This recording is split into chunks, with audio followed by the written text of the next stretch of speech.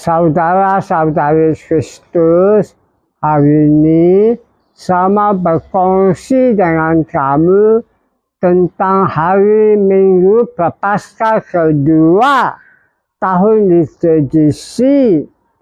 Tapi kita pakai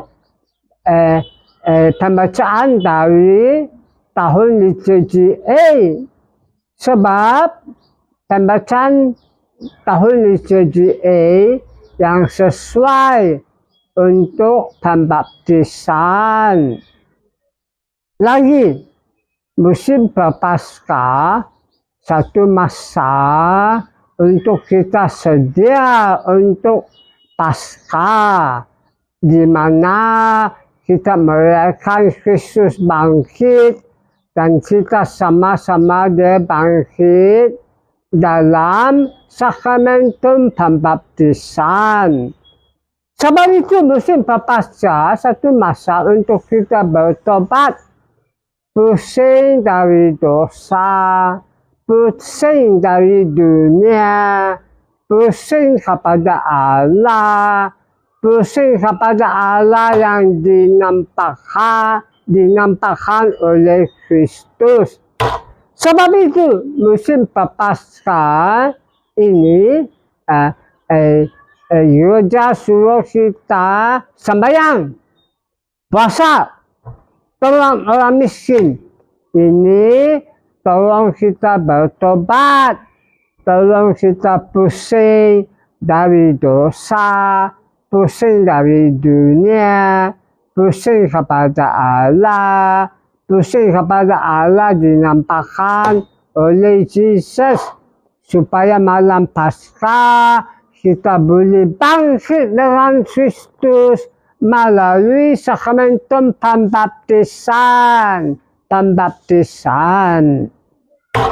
Sebab itu musim Prapaskah satu masa untuk kita membaharui iman kita, menguatkan iman kita. Itulah hari ini pembacaan panggil kita membaharui iman kita, menguatkan iman kita.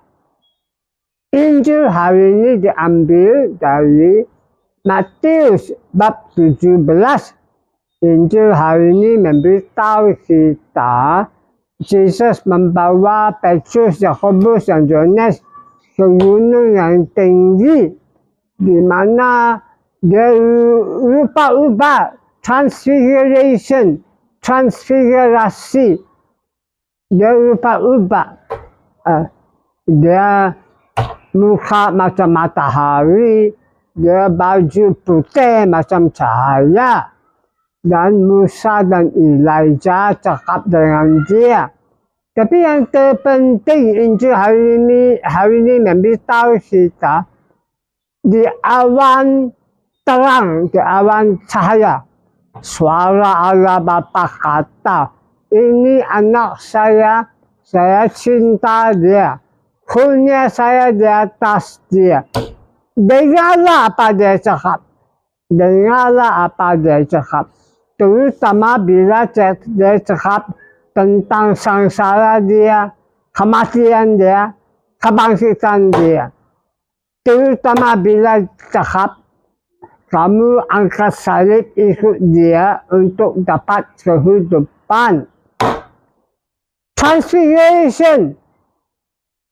Transfigurasi atau rupa-rupa Jesus ini bukan kebangkitan. Ini tanda kebangkitan, preview, foreshadow, foretaste of the resurrection, preview kebangkitan. Ini transfigurasi bukan kebangkitan, tapi untuk menguatkan iman Rasul dia, untuk menguatkan iman murid dia, sedia mereka terima Yesus sangsara mati bangkit, sedia mereka angkat salib ikut Yesus ke kehidupan. Itulah terpenting musim perpasa ini. Mesti kita membaharui iman kita, menguatkan iman kita, supaya malam Paskah kita boleh mati dan bangkit dengan Kristus melalui sakramentum pembaptisan. Pembacaan pertama itu tema Injil. Pembacaan pertama pun memberitahu kita tentang iman. Pembacaan pertama memberitahu kita tentang iman Abraham. Abraham bapa iman. Dan pembacaan pertama memberitahu kita ini perbuatan Abraham pertama tentang iman. Pembacaan pertama memberitahu kita Allah panggil Abraham, tinggallah negara kau, tinggal keluarga kau, tinggallah rumah bapa kau, pergi satu tanah yang saya tunjuk.